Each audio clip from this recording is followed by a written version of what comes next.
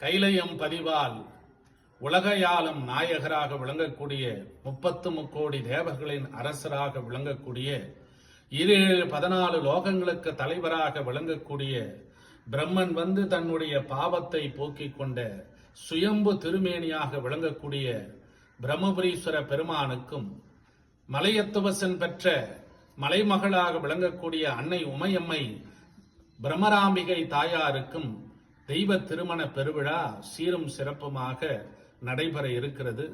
திருமணத்திற்கு குடும்பத்தாரோடு வந்து கலந்து கொள்ளும்படி அன்போடு வேண்டி அமைகின்றோம்.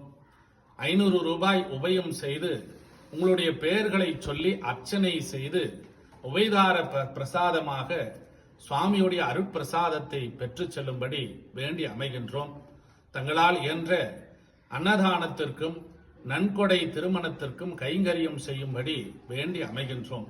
10ஆம் திருமுறையிலே 7ஆம் தந்திரமாக மகேஸ்வர பூஜையிலே திருமூல நாயனார் 1860வது பாடலிலே அகரம் 1000 அந்தனர்க்கு ஈனும் சிகரம் 1000 செய்து முடிக்கிளின் பகரும் ஞானி பகழ்வூன் பலத்திற்கு நிகரில்லை என்பது நிச்சயம்தானே என்று அருள் இருக்கின்றார்.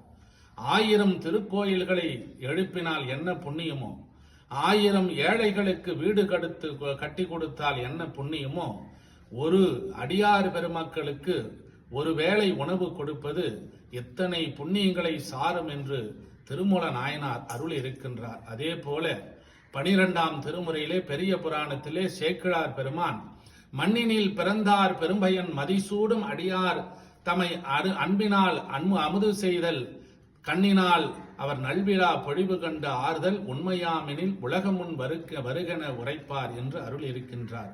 மண்ணினில் பிறந்தார் பெரும்பயன் என்னவென்றால் மதிசூடும் அன்னலார் அடியார் தம்மை அமுது செய்வித்தல்.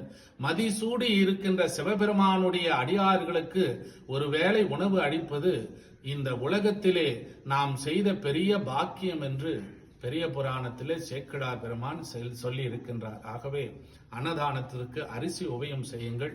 சுவாமியுடைய திருக்கல்யாண உற்சவத்திற்கு நன்கொடை கைங்கரியம் செய்யும்படி வேண்டி அமைகின்றோம். அதே போல சென்ற ஆண்டும் அதற்கு முன்பு ஆண்டும் 4 ஆண்டுகளாக திருமண தடைகள் திருமண தோஷங்கள் இருக்கின்ற ஆண் பெண் குழந்தைகள் இங்கே வந்து சுவாமியுடைய இந்த திருமணத்தை தரிசனம் செய்து 2 பூமாலைகளை வாங்கி வந்து சுவாமியுடைய திருமேனி மீது சாற்றி அதை அர்ச்சனை செய்து அவர்களுக்கு தருகின்றோம்.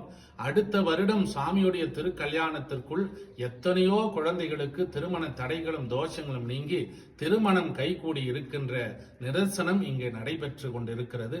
இந்த வருடமும் திருமண தடைகள் தோஷங்கள் இருக்கின்ற குழந்தைகளுக்கு பூமாலைகள் முகூர்த்த மாலைகள் 2 பூமாலைகளை வாங்கி வந்து சுவாமி அம்பாளுடைய திருமண கோலத்திலே அந்த மாலைகளை சாற்றி அர்ச்சனை செய்து வீட்டிற்கு எடுத்து சென்று அடுத்த வருடம் இந்த நாளிலே திருமணம் கைகூடி எத்தனையோ பேருக்கு இது நடந்திருக்கிறது.